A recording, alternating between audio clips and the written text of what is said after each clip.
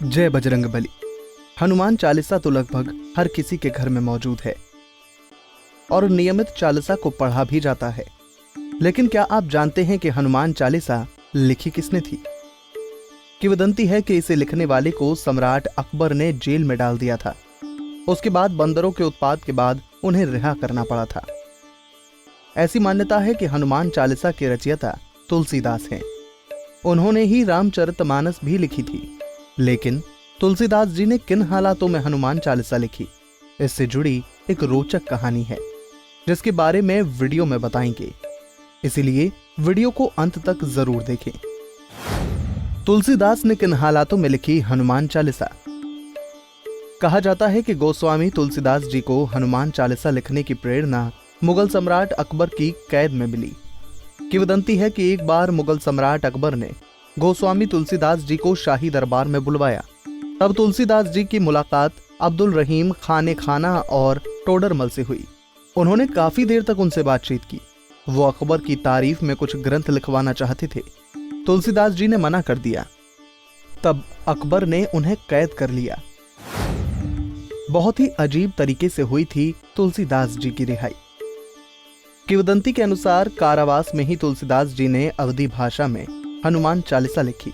उसी दौरान फतेहपुर सीकरी के कारागार के आसपास ढेर सारे बंदर आ गए।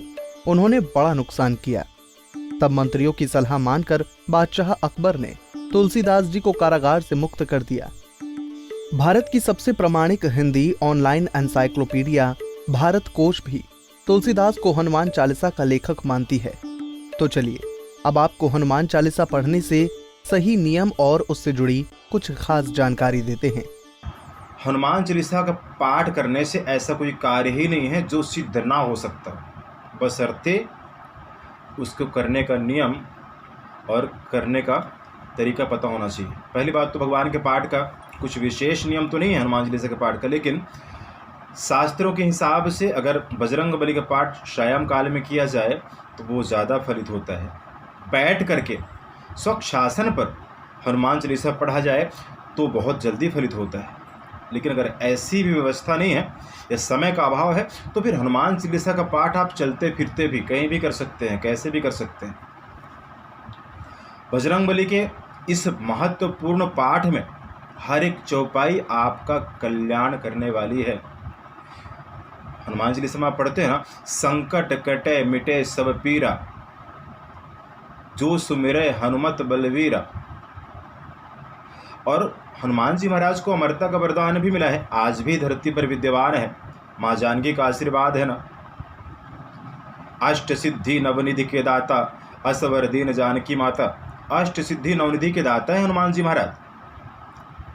बजरंगबली आजकल युवा पीढ़ी को या सभी को अगर जीवन में कामयाब भी होना है तो हनुमान जी के आदर्शों में चलकर इंसान बहुत जल्दी कामयाब हो सकता है। क्योंकि बजरंगबली का आदर्श बताता है कहाँ झुकना है और कहाँ पराक्रम दिखाना है, कैसे अपने कार्य सिद्ध करने हैं, कैसे मंजिल को पाना है।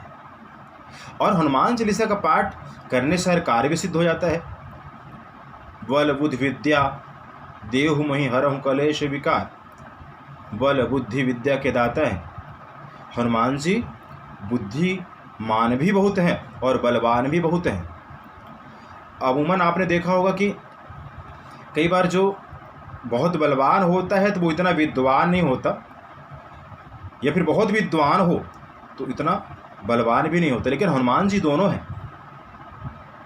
एक बार किसी ने कहा कि बजरंगबली के पास शक्ति कितनी है, ताकत कितनी है, तो महापुरुष ने जवाब दिया कि वैसे तो कोई तुलना नहीं है ना। आप पढ़ते हैं ना, अतुलित बलधामम, जिसकी कोई तुलना ही नहीं है। इतना पराक्रम, इतनी शक्ति है जिसकी कोई तुलना ही नहीं है।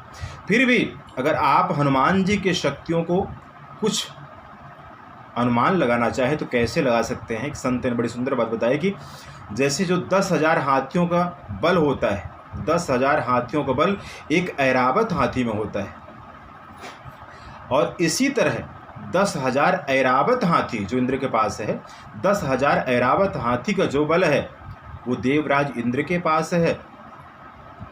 और इसी क्रम से जितना 10,000 इंद्र का बल है उतना हनुमान जी की एक कनिष्ठिका उंगली में है, छोटी वाली उंगली में है, इतने पराक्रमी हैं बजरंगबली। दर्शकों, नासै रोग हरै सब पीरा, सभी रोग, सभी दुख, सभी कष्टों का हरण करने वाला हनुमान जी का पाठ है। आपकी हर मनोकामना इस हनुमान चालीसा पाठ से सिद्ध हो सकती है, बशर्ते ध्यान ये भी रखना होता है कि हनुमान जी का जो साधक है, बजरंगबली की जो साधना करने वाला जातक है, उसे ब्रह्मचर्य रहना, पाप कर्मों से बचना, नियमित भगवान की आराधना करना, परोपकार करना, बहुत सारे जीवन में बदलाव लाने पड़ते हैं। तो इन पाठों का, भगवान के इन प्रभावशाली पाठों का बहुत जल्दी प्रभाव देखने को मिलता है। ये सब कुछ प्रैक्टिकल है और प्रत्यक्ष भी है कि हनुमान चालीसा जितना जल्दी कारगर सिद्ध होता है, शायद ही कोई पाठ इतना जल्दी कारगर सिद्ध होता। हनुमान जी ने बताया ना, देखिए भगवान की इसमें, हनुमान जी महाराज के इसमें गुणों का भी वर्णन है और पराक्रम का वर्णन है। भगवान राम जी के गुणों का भी बखान है। तो हनुमान चालीसा में सब कुछ लिख दिया गया है। जो यह पढ़े हनुमान चालीसा हो यह सिद्ध साखी गौरी सा। जो सतवार पाठ है ना, वैसे तो कितनी बार भी पाठ करें, एक बार से लेकर के 1,00,000 बार करें, 1,00,000 बार करें, लेकिन नियमतः 7 बार जो यह पढ़े हनुमान चालीसा हो सिद्ध साखी गौरी सा। 7 बार पाठ नियमित रूप से अगर आप सायं काल में पवित्र आसन पर बैठकर बजरंगबली का ध्यान करते हुए, मन में विषय विकार को मिटाते हुए नियमित आराधना करते हैं, तो बहुत जल्दी भगवान की कृपा प्राप्त होती है। हनुमान चालीसा का पाठ बहुत ही महत्वपूर्ण है, बहुत ही प्रभावी इनका। ऐसा कोई कार्य ही नहीं है जो हनुमान चालीसा के पाठ से सिद्ध ना हो जाता। इसलिए दोस्तों, बजरंगबली महाराज का पाठ अवश्य करना चाहिए।